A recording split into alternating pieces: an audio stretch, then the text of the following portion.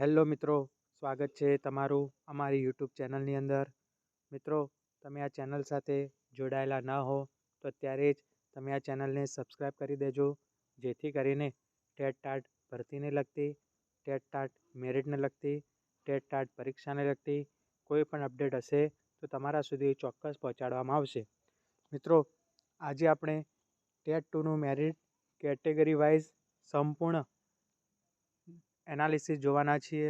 તો મિત્રો, આ વિડીયોને તમે અંત સુધી જોજો, જેથી કરીને તમારું મેરિટ કેટલું છે અને તમે મેરિટની અંદર શિક્ષક બનવા માટે સેફ છો।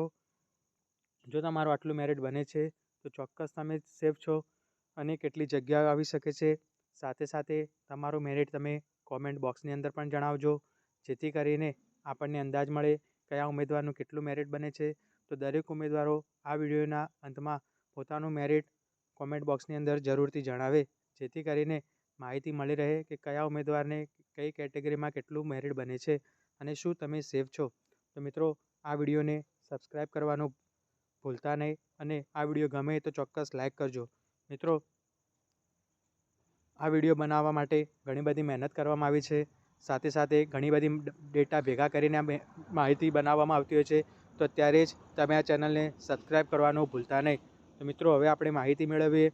સૌપ્રથમ કે ટેટ 2ની અંદર 7,000 જગ્યાઓ બહાર પડેલી છે, સાથે સાથે જગ્યાઓ વધવાની સંભાવના રહેલી છે, પરંતુ તેના માટે દરેક ઉમેદવારે પ્રયત્ન ચાલુ રાખવો પડશે।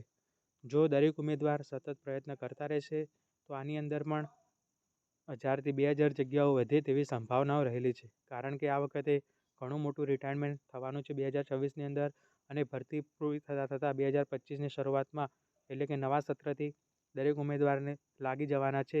તો આ વખતે ભરતીની અંદર જગ્યા વધે તેવી પૂરેપૂરી શક્યતાઓ રહેલી છે, પરંતુ તેના માટે દરેક ઉમેદવારે સતત પ્રયત્ન કરતા રહેવું પડશે।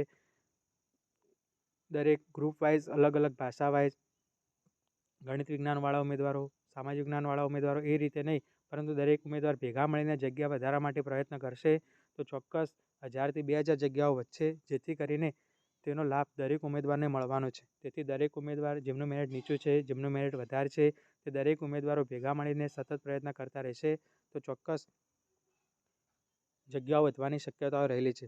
તો હવે આપણે જોઈએ કે આ વખતે ટેટ 2 પરિણામની અંદર કેટલા ઉમેદવારો પાસ થયા હતા, શું પરિણામ આવ્યું હતું। ત્યારબાદ આપણે સંપૂર્ણ કેટેગરી વાઇઝ એનાલિસિસ વિશે માહિતી મેળવીશું, તો આ વિડીયોને અંત સુધી જોવાનું ભૂલતા નહીં। તો આપણે સૌપ્રથમ માહિતી મેળવીએ। ગણિત વિજ્ઞાનની અંદર આ વખતે 20,135 ઉમેદવાર પાસ થયેલા હતા, સાથે સાથે નાપાસ ઉમેદવારોની સંખ્યા 44,534 હતી। તો કુલ 64,669 ઉમેદવારોએ પરીક્ષા આપેલી હતી। પાસની ટકાવારી 31% ઉમેદવારો ગણિત વિજ્ઞાનની અંદર પાસ થયેલા હતા। ત્યારબાદ માહિતી મેળવીએ ભાષાની અંદર સૌથી ઓછું રિઝલ્ટ આવેલું હતું, ફક્ત 4,481 ઉમેદવાર જ પાસ થયા હતા। 1,0673 ઉમેદવારો નપાસ થયેલા જોવા મળેલા હતા। કુલ 1,05,154 ઉમેદવારોએ પરીક્ષા આપેલી હતી, ફક્ત ભાષાનું 4% રિઝલ્ટ જ આવેલું હતું, 4.26%। ત્યારબાદ માહિતી મેળવીએ સામાજિક વિજ્ઞાનની અંદર 12,834 ઉમેદવારો પાસ થયેલા હતા। નાપાસ ઉમેદવારોની સંખ્યા 55,043, તો કુલ 66,877 ઉમેદવારોએ પરીક્ષા આપેલી હતી। પાસની ટકાવારી 18.91% ઉમેદવારો પાસ થયેલા જોવા મળેલા હતા। તો કુલ ઉમેદવારો 37,450 ઉમેદવારો પાસ થયેલા હતા અને નાપાસ ઉમેદવારો 2,250 ઉમેદવારો હતા। કુલ 2,37,700 ઉમેદવારોએ પરીક્ષા આપેલી હતી। હવે આપણે તેમાંથી માહિતી મેળવીએ કેટલા ઉમેદવારોને કેટલા માર્ક્સ ઉપર હતા, એટલે કે 135થી તેથી વધુ ગુણ મેળવનાર ઉમેદવાર ફક્ત અને ફક્ત આખા ગુજરાતની અંદર એક જ ઉમેદવાર હતો। 120 કે તેથી વધુ ગુણ મેળવનાર ઉમેદવારો 259 હતા, એટલે કે ત્રણ વિષયની અંદર ગણિત વિજ્ઞાન, સામાજિક વિજ્ઞાન અને ભાષાની અંદર ત્રણેય મળીને 259 ઉમેદવારો એવા હતા કે જેના માર્ક્સ 120થી વધુ હતા, જ્યારે 105 કે તેથી વધુ ગુણ મેળવનાર ઉમેદવારો 4,316 ઉમેદવારો હતા અને 90 કે તેથી વધુ ગુણ મેળવનાર ઉમેદવારો 22,162 હતા। તો આ માહિતી મળી આપણે ટેટ 2 પરિણામની। સાથે સાથે ઉમેદવારો તો આટલા પાસ થયેલા હતા, પરંતુ સરકારે આ વખતે દરેક ટેટ ઉમેદવારોને ફોર્મ ભરવાની મંજૂરી આપેલી હતી. તેથી ટેટ 2ની અંદર લગભગ 55,000 આસપાસ ફોર્મ ભરાયા છે, જેમાં ગણિત વિજ્ઞાનની અંદર 20,000 થી 22,000, સામાજિક વિજ્ઞાનની અંદર 18,000 આસપાસ અને ભાષાની અંદર 15,000 આસપાસ ફોર્મ ભરાયેલા છે. તો આટલા બધા ઉમેદવારોએ ફોર્મ ભરેલા છે, તો શું મેરિટ રહી શકે તેનો અંદાજ દરેક ઉમેદવારો પ્રશ્ન હતો કે અમારું મેરિટ આટલું છે, તો શું અમે સેફ છીએ? તો દરેક ઉમેદવારોના પ્રશ્નને આધારે આપણે આ મેરિટ બનાવેલું છે. તો દરેક મિત્રો આ વિડીયોને લાઇક કરી દેજો, વધુમાં વધુ તમારા મિત્રો સુધી શેર કરજો, અને આ વિડીયો ગમે તો ચોક્કસ તમે ચેનલને સબસ્ક્રાઈબ કરી દેજો. તો આપણે કેટેગરી વાઇઝ સંપૂર્ણ મેરિટ એનાલિસિસ વિશે માહિતી મેળવવા જઈ રહ્યા છે. તેમાં સૌ પ્રથમ ગણિત વિજ્ઞાન વિશે આપણે માહિતી મેળવીએ કે અંદાજિત ગણિત વિજ્ઞાનની અંદર જો 2800 જગ્યા આવે છે, તો જનરલની અંદર 70+ ઉમેદવારો દરેક સેફ છે. એ જ પ્રમાણે ઓબીસીની અંદર જૂનું મેરિટ 67+ બને છે, તે દરેક ઉમેદવારો સેફ છે. એસસીની અંદર 66+, એસટીની અંદર 64+ અને ઈડબ્લ્યુએસની અંદર 67+ ઉમેદવારો જો આટલી જગ્યાઓ આવે છે, તો આની આસપાસ જગ્યાઓ આવી શકે છે. 2500, 2800, 3000 આસપાસ જગ્યાઓ આવવાની પૂરેપૂરી શક્યતાઓ રહેલી છે. જો હજી પણ જગ્યામાં વધારો થાય છે, તો આનાથી પણ વધારે જગ્યાઓ આવી શકે છે. તો જેનું પણ મેરિટ આટલું બને છે, તે દરેક લોકો ગણિત વિજ્ઞાનની અંદર સેફ ઝોનમાં છે.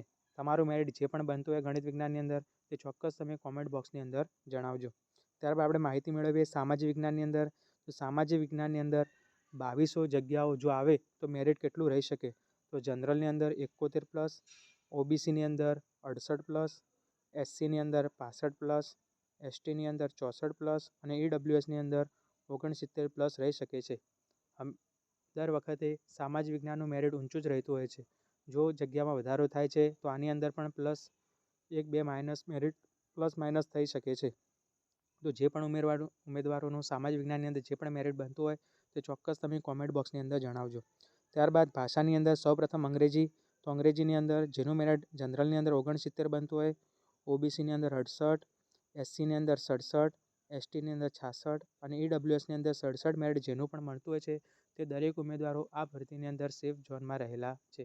કારણ કે અંગ્રેજીની અંદર આ વખતે 9 થી 12ની અંદર ઘણી બધી જગ્યાઓ આવેલી છે. સાથે સાથે ઉમેદવારો પણ એટલા પાસ થયેલા નથી. તેથી આ વખતે અંગ્રેજીનું મેરિટ નીચું રહેવાની પૂરેપૂરી શક્યતાઓ રહેલી છે.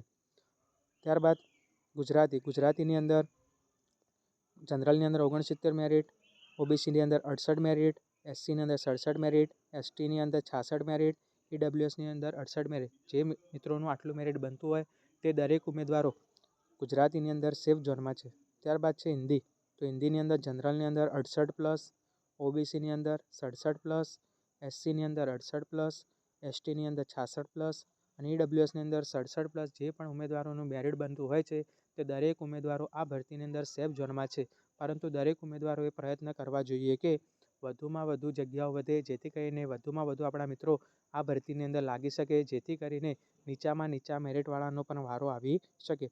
ત્યારબાદ સંસ્કૃતની અંદર જોઈએ તો સંસ્કૃતની અંદર જે પણ ઉમેદવારોનું મેરિટ 67+, જનરલની અંદર, ઓબીસીની અંદર 66+, એસસીની અંદર 67+, એસટીની અંદર 66+ અને ઈડબ્લ્યુએસની અંદર 66+ છે, તે દરેક મિત્રો આ ભરતીની અંદર સેફ ઝોનમાં છે. પરંતુ દરેક ઉમેદવારે પ્રયત્ન કરવા જોઈએ કે હજી પણ જગ્યામાં વધારો થાય, તો આનાથી પણ 1-2 મેરિટ નીચું જઈ શકે છે. જેટલું મેરિટ નીચું જશે, તેટલા વધુ ઉમેદવારો આ ભરતીની અંદર લાગશે અને તેમનું સરકારી શિક્ષક બનવાનું સ્વપ્ન પૂર્ણ થશે. તો હજી આ માહિતી આપણે અંદાજિત માહિતી છે.